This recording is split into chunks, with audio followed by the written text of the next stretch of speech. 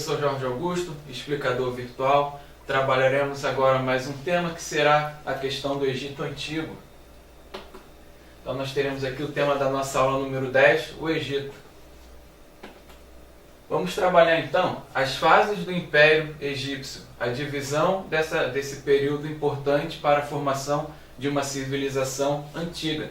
Então nós teremos aqui o Antigo Império, período da centralização do governo, com um sistema administrativo eficiente e construção das pirâmides, de Kelpis, Miquerinos e Kefra. Defesa das fronteiras, já que é um império, a intenção de defender as fronteiras vai sempre existir. Depois teremos a expansão territorial, que é uma outra consequência de se ter um império. Quanto mais se expande o território, quanto mais se expande o império, maior também é o poder e a riqueza do faraó. Teremos expedições comerciais e alguns problemas internos que causarão o fim desse período, principalmente a diminuição das enchentes do Nilo, a fome, a peste e também os gastos que o Estado estará envolvendo. Isso tudo vai causar sérias revoltas sociais, principalmente das classes mais populares, que acabarão por dar fim a esse período. Então, a próxima fase do Império Egípcio, o Médio Império, onde teve a reunificação do Egito pelos reis da cidade de Tebas, que cultuavam o deus Amon. Então, a nova divindade no Egito passa a ser Amon-Ra. A atenção militar para as fronteiras no sul, na região do deserto da Núbia. Todo o período do Império Egípcio houve essa preocupação de se manter viva as fronteiras, com medo da invasão dos povos inimigos. Principalmente aqui, dos Ixos, que eram os maiores inimigos desse povo do Egito. Esses guerreiros usavam cavalos e carros de guerra e armas mais resistentes desconhecidas pelos egípcios. Essa era a grande vantagem desse povo Ixo diante do povo egípcio, a quantidade no uso de armas. Novas armas foram empregadas, nas quais os egípcios não tinham conhecimento de como fazer o combate. As fases do Império dando continuidade, o novo Império, expulsão dos Ixos, fronteiras se expandiram para o norte e sul, e período de força militar, um maior intercâmbio cultural e comercial. Então, no novo Império, os egípcios conseguem então acabar com a invasão dos povos Ixos. E aqui o fim do Império, dominação pelos estrangeiros, assírios, persas, gregos, da Macedônia e romanos.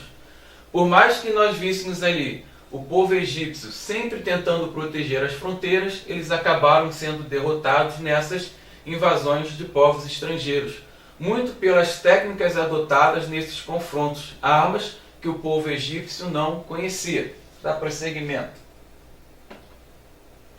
A sociedade egípcia. No topo da sociedade nós temos o faraó e a sua família. O faraó ele era o deus na terra, então além dele ser chefe militar, ele era o próprio deus para o povo egípcio. Na camada abaixo nós teremos o sacerdote e a nobreza. O sacerdote fazendo a ligação entre o faraó e o povo, entre o faraó e os deuses.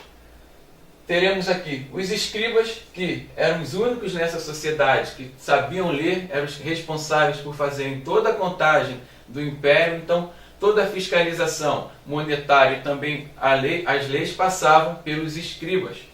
Na camada abaixo, os militares que lutavam, estavam protegendo sempre o império.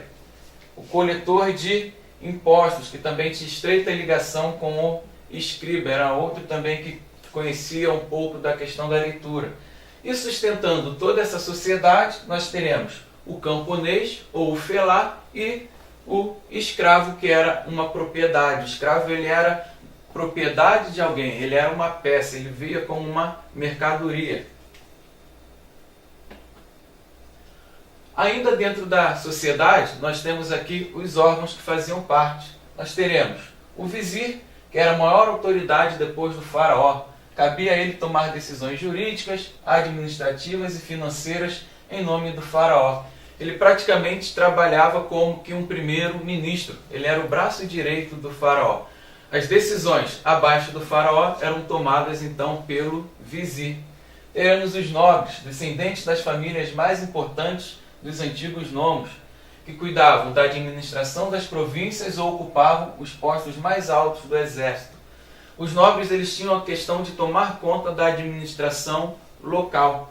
Abaixo, os sacerdotes, que detinham muito poder, administravam todos os bens que os fiéis e o próprio Estado ofereciam aos deuses e tinham muita influência junto ao faraó.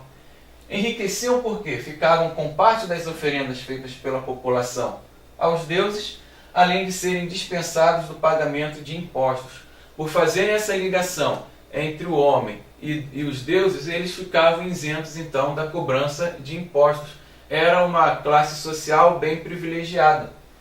Temos os escribas, os que dominavam a difícil escrita egípcia, encarregavam-se da cobrança dos impostos, da organização das leis e dos decretos e da fiscalização da atividade econômica em geral. Ou seja, toda a administração econômica e política passava pelos escribas, já que eles controlavam muito bem a leitura. Os soldados nunca atingiram os postos de comando, pois estes eram reservados à nobreza.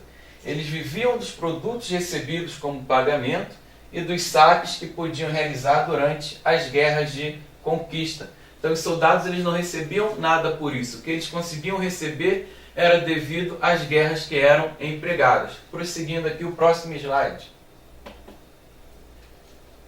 Os artesãos exerciam as mais diversas profissões. Trabalhavam como pedreiros, carpinteiros, desenhistas, escultores, pintores, tecelões, ourives, etc. Muitas das suas atividades eram então realizadas nas grandes obras públicas, nos templos, nos túmulos, nos palácios. Então os artesãos eles também tinham todo o contato com uma prática comercial. Abaixo aqui, os camponeses, chamados no Egito de felás, constituíam a maioria da população. Então a maior parte da população egípcia era de camponês. Trabalhavam nas propriedades do faraó e dos sacerdotes e tinham o direito de conservar para si apenas uma pequena parte dos produtos colhidos. Eram também obrigados a trabalhar na construção de obras públicas grandiosas, como abertura de estradas, limpeza de canais, transporte de pedras necessárias às grandes obras, como os túmulos, templos e os palácios. Os camponeses, então, quando eles não estavam trabalhando na terra, quando não havia fertilização do solo, eles praticamente faziam o mesmo trabalho dos escravos, pegando no pesado, construindo as pirâmides, abrindo os diques, também ajudando na construção de estradas. E abaixo aqui dessa sociedade, os escravos, geralmente estrangeiros e prisioneiros de guerra, também compunham a base da sociedade. Trabalhavam principalmente nas minas e pedreiras do Estado, nas terras reais e nos templos. Muitas vezes faziam parte do exército em época de guerra e eram utilizados como escravos domésticos. Então os escravos faziam os piores trabalhos dentro aí da sociedade egípcia. Quando necessário, eles eram empregados nas guerras. Próximo slide. A economia egípcia principal era a agricultura, já que eles viviam aqui do controle dos rios. Além de cultivar, saber o tempo de colher e plantar, era importante na prática agrícola do povo egípcio saber o tempo das cheias dos rios para que a terra fosse fertilizada. Teremos a pecuária, criação de gado. Vai servir tanto para a alimentação e também para a força que vai locomover toda a produção. Temos o comércio, principalmente a questão do artesanato. Então os egípcios, quando não era possível viver da agricultura e nem da pecuária, o comércio ele completava toda a economia egípcia. E a servidão coletiva, construções de pirâmides e esfinge. Quando falamos de servidão coletiva, é que escravos e camponeses eles trabalhavam para o Estado. Toda a produção feita pelos camponeses, feita pelos escravos, ela era reunida, passada para o faraó e distribuída para toda a população egípcia. Então terminamos aqui essa aula. Muito obrigado pela atenção e até a próxima oportunidade.